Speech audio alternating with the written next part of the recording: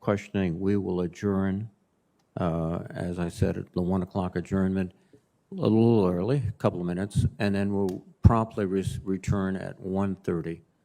Senator Wicker, please. Thank you, Mr. Chairman. General McKenzie, let me ask you, as I understand it, one of our primary missions in Afghanistan was training the Afghan armed forces. We also equipped them with approximately $83 billion in military equipment, but we always provided them extensive support in the form of intelligence and surveillance, air support, logistics, including contract aircraft maintenance, and special operation advisors. General McKenzie, were the Afghan armed forces ever trained to fight the Taliban without U.S. support of any kind? So, Senator, some elements of the Afghan military could fight very well without our support, some of the elite commando units. Obviously, we know from the example that we saw in August that other elements were unable to do that. And in fact, as we began to withdraw our support during the withdrawal operation, we began to see the effects of that. You know, we shifted to an over-the-horizon model for aviation maintenance. That is difficult to do in the United States. It really is difficult to do. Within a technologically literate population, it is harder to do in Afghanistan. We were having some small success with that, and actually the Afghan Air Force continued to fly strikes up until well into August. But they were nonetheless on a general negative attrition. What percentage would you term as elite? Oh, I'd say less than 5%. Okay, and so really, for 95%, it's really it was unrealistic for us to expect them to be able to fight alone at that point in July and August of this year. The combination of the obvious withdrawal of the U.S., which had a profound psychological effect, because I think in the mind of the soldier, you know, the Taliban and the Afghan military, they have the same DNA. So it comes down to the fighting heart of the man on the ground. And I think that the Taliban were heartened by what they saw happen at Doha and what followed, and our eventual decision to get out by a certain date. I think the Afghans were very weakened by that morally and spiritually, if you will. Thank you. Good. Let me rush on then to try to get another question in.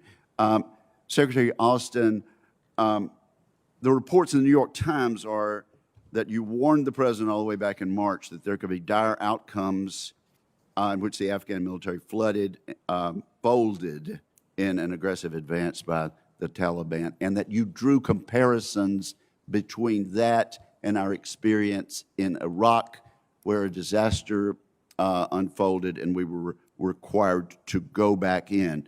According to the same article, you warned the president, we've seen this movie before. I know you don't want to tell us what advice you give to the president. What was that your feeling, and did you make known the comparison with Iraq, and did you feel we had seen this movie before? Thanks, Senator. Again, you're right. I won't. I'll keep my conversations, my recommendations to the president confidential.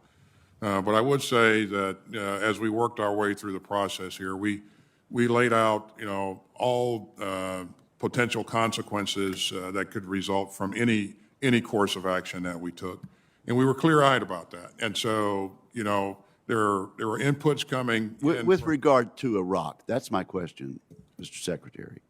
Well, certainly, then we get back to the specific conversation that I would have had. But it's clear that I have a history with Iraq. It's clear that I've learned. You know, there are lessons to be learned from Iraq, and I would certainly. Was it your feeling that we had seen this movie before? Well, there's certainly some of the same kinds of things could transpire as we look to transition. Okay. Speaking of things transpiring, one was that we had to go back into Iraq.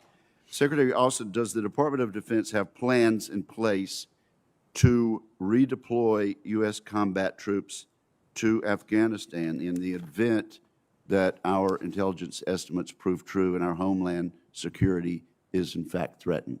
Currently, the president's decision, Senator, as you know, is that we've left Afghanistan, and so we've not been tasked to construct any plans to go back into Afghanistan. So there are no such plans in place?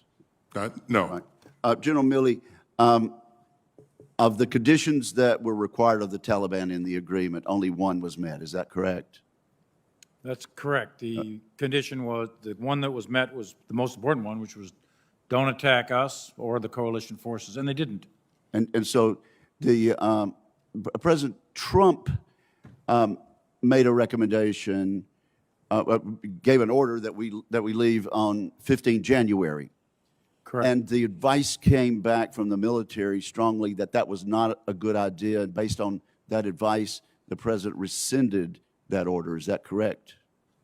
Correct. And none of those conditions that President Trump based his decision on had been met in 2021 when President Biden made the same, in fact, the same decision. Is that correct?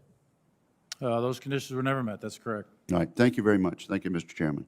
Thank you, Senator Wicker. At this point, the committee will stand in recess until 1:30. Thank you very much.